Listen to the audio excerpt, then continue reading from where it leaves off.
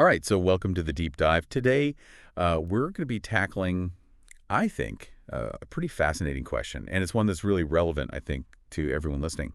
And that is, can AI help us meet everyone's basic needs? Interesting question, right? Yeah. Yeah, and we've got some source material that dives into this Yeah. first by defining those needs, like across cultures and history, which is interesting. Yeah. And then also by like sketching out what a potential like AI system could look like to kind of achieve this. Right. So there's some surprises along the way. Yeah, I was going to say, when I first saw the topic, I thought, okay, well, this is going to be kind of basic, like food, water, shelter. Right. We all learned that in grade school, but when I started looking at the source material, I was like, oh, wow, this goes way deeper. It does. It goes way deeper. And that's one of the things that the source material emphasizes right at the beginning. It's Right. like we often think about AI in terms of self-driving cars or robots, but this is a completely different approach. Yeah. It starts by asking, what are the fundamental things that humans need to not just survive, but to thrive? Right. And that's where things get really interesting. Yeah. So the source breaks it down into 5 main categories, starting with, yeah, you guessed it, those physiological needs. Right. But even within that category, there are all these fascinating nuances. Like, for example, the need for shelter in the Arctic. I mean, that looks drastically different than the need for shelter in a tropical rainforest. Yeah, that makes total sense, right? You can't just build the same house everywhere Right. and expect it to work. So how does AI fit into this? Well, this is where it starts to get really cool. Okay. Like, imagine if you had an AI that could analyze climate data and then look at the available resources in an area, Right. even take into account cultural preferences Oh, wow. to design like optimal shelters for those different regions. Okay. The source material says that's entirely possible. Okay, so I'm starting to see how this is going to be really powerful. So what's the next level of need after that? So next up is safety and security. Okay. So we're talking about feeling safe from violence, of course. Right. But also things like financial security. Right.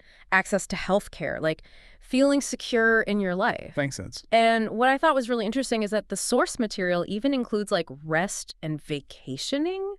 Wait, seriously? Yeah. They're considering vacation as like a basic need. In this category. Yeah. Okay, now you've got my attention because I would definitely agree with that. It's not something we usually think about as being essential, Right. but the source material argues that like downtime and leisure Yeah. are critical for both like our mental and our physical well-being. Yeah. It actually even cites studies showing that like regular vacations can reduce the risk of heart disease Oh, wow. and even boost productivity when you come back. Well, maybe I need to book that trip I've been putting off. Yeah. Okay, so we've got our physical needs covered. Right. We're feeling safe and secure. Yeah. We're well rested. Uh-huh. What comes next? Okay, so that's where the social needs come in. Okay. And this is all about those connections, those vital connections that give us a sense of belonging. Okay. So we're talking about relationships, family, community. Right. And the source material really emphasizes the importance of those things. Right. It even highlights the like devastating effects that loneliness and isolation can have on people. Right. So it's really kind of looking at the flip side of that too. Yeah, that makes sense. I can see how this could be tricky for AI. Yes. Like, can technology really replicate genuine human connection? That is the million-dollar question. And it's one that the source material grapples with directly. Yeah. It's not about replacing human interaction, Right. but rather using AI to facilitate those connections. So, like, imagine an AI that could help people, I don't know, find communities based on their shared interests, Right. or provide support networks for those who are feeling isolated. Oh, okay. So it's more like using AI to strengthen existing connections. Yes. Or even create new ones where they might be lacking. Exactly. Yeah, that's interesting. And that kind of leads us to the 4th category of needs, which is esteem. Okay. And this is all about that fundamental need that we all have to feel valued, respected, and like we're making a meaningful contribution to the world. Yeah, this is one I think we can all relate to. Yeah. Like, I know I get a huge sense of satisfaction when I hear from listeners who say that the deep dive has helped them learn something new Right. or see the world in a different way. Like, Yeah. that feedback is so rewarding. And that's you fulfilling your need for recognition and accomplishment. Right. And imagine if AI could help amplify those feelings on a societal level. Oh, okay. The source suggests that AI could be used to promote fairness Yeah. and ensure that people are recognized for their contributions. Okay, how would that even work? So, like, think bigger Here. than just like a digital pat on the back, right? Right. Imagine an AI that analyzes team contributions on a project and ensures that everyone gets proper credit for their work. Right. Or maybe it identifies individuals who are, quietly making a difference in their communities, but they're not getting the recognition they deserve. Oh, that's actually pretty cool. Yeah. All right, so we've covered physiological needs, safety, belonging, esteem. What's the final piece of this puzzle? This is the grand finale, self-actualization. Okay. And this is about reaching our full potential, pursuing our passions, and finding meaning in life. And get this, the source includes entertainment in this category. Wait, entertainment as in like watching movies Yeah. and listening to podcasts? Yes. That counts as self-actualization. According to the source, absolutely. Okay. It argues that having fun, expressing yourself creatively, and simply enjoying life are all essential components of fulfilling your potential as a human being. Okay, that's a perspective I hadn't really considered before. Yeah. But how on earth could AI help with something as individual and, well, human Right. as self-actualization? Like, is this where it starts to sound like science fiction? That's where we get into the really mind-bending part of this whole thing. Okay. The source proposes an entire AI-driven system that's designed to support all these needs for everyone on the planet. Boy. But before we get into the specifics of how that would work, there's a big question we need to address. Is it even possible to create an AI that understands human needs on such a deep level? Right. And if so, what are the potential risks and unintended consequences? That's what we'll be tackling in part 2, so don't go anywhere. All right, sounds good. So welcome back to the deep dive. Before the break, we were kind of wrestling with this pretty big question. Can AI really grasp the complexities of human needs and help us actually achieve self-actualization? Yeah, that's the part where my brain starts to melt a little bit. On the one hand, it's exciting to imagine AI supporting us in these really profound ways. Yeah. But on the other, it also feels a bit like stepping into, the unknown. Right, and that's exactly why the source material is so thought-provoking. It doesn't shy away from those potential challenges. In fact, it dives right into them. Yeah. And one of the biggest concerns that it brings up is that, by taking over so many tasks, AI could lead to widespread job displacement. Yeah, it's the classic robots are going to take our jobs scenario, right? Yay. I have to admit, that part makes me a little nervous. Yeah, it's a valid concern, and it's one that we need to consider seriously. The source suggests that we might even need to completely rethink our economic models. Wow. It even mentions ideas like universal basic income, Right. where everyone receives a guaranteed income, regardless of whether they have a traditional job. Okay, so that's a pretty radical idea. It is. But I guess if AI is handling most of the work, we need to find new ways to, distribute resources and support people. Exactly. It's about adapting to this changing world. Right. But the source also points out that, this shift could actually be an incredible opportunity. Okay. Imagine if instead of being tied to jobs that we don't necessarily enjoy, Right. we were free to pursue our passions and contribute to society in ways that really light us up, That sounds pretty amazing, I have to say. Right. But even if we solve, the economic puzzle, there's still the question of how an AI system could actually support all those different needs that we talked about in the first segment. Yeah. What would that even look like in practice? Okay, so this is where the source material gets really detailed. Okay. It lays out a potential framework for this AI-driven system. Yeah. And one of the key functions of this system would be managing resources on a global scale. Okay, so we're talking about, AI controlling things like food production, energy distribution, even access to clean water. All of that. Wow, that's a huge responsibility. It is. But the source argues that AI is uniquely suited to this kind of task. Okay. Because imagine an AI that can analyze data on everything from crop yields to population growth to climate patterns, Right. and then use that information to optimize resource allocation. Right. So that means ensuring that everyone has access to what they need. Yeah, it's almost like having a super intelligent brain overseeing the entire planet, Right. making sure that everybody gets what they need. It's a great way to put it. Yeah. And the source even gets into the specific algorithms and data analysis techniques that could be used. Okay. Things like predictive modeling and machine learning. Okay, that's where it starts to get a little over my head, but I get the general idea. You got it. So we've got AI managing resources at like a macro level, but what about our individual needs? Yeah. How would the system address those? Okay, this is where things get really, really interesting. Okay. The source proposes that the AI could actually create like personalized profiles for each individual, kind of like a digital fingerprint of your needs, you know? Wait, so how would it even know my needs? Right. Would I have to like fill out a giant questionnaire? Not necessarily. Okay. It would draw on like a wide range of data, things like your health records, your lifestyle choices, and even your online activity. So like a super sophisticated version of those algorithms that recommend products based on your browsing history. Exactly. Okay. Except instead of suggesting a new pair of shoes, Right. it's recommending ways to improve your well-being. Okay, that's starting to sound a little less like science fiction and more like something I could actually see happening in my lifetime. Right. But what about the automation piece that we talked about earlier? Yeah. How would that fit into the system? So the source envisions AI handling a wide range of tasks that currently require human labor. Okay.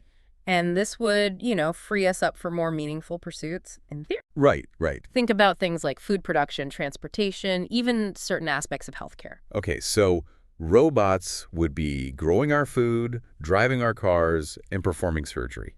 Amazing to think about, but also a little unnerving. Yeah. I mean, what would happen to all the people who currently do those jobs? That's the big question, and the source doesn't provide all the answers. Yeah. But it does suggest some possibilities. Okay. It talks about retraining programs Mhm. to help people transition into new roles. Right. And it also talks about the potential for like a shorter work week Okay. so that everyone would have more leisure time. I like the sound of that. More time to travel or explore creative hobbies or just to hang out with loved ones. Exactly. Yeah. And remember, it's not about like forcing anyone into these new roles or lifestyles. It's about providing options. Right. And empowering people to choose what works best for them. Okay, so we've got resource management, personalized recommendations, automation, anything else. This AI system seems to cover just about everything.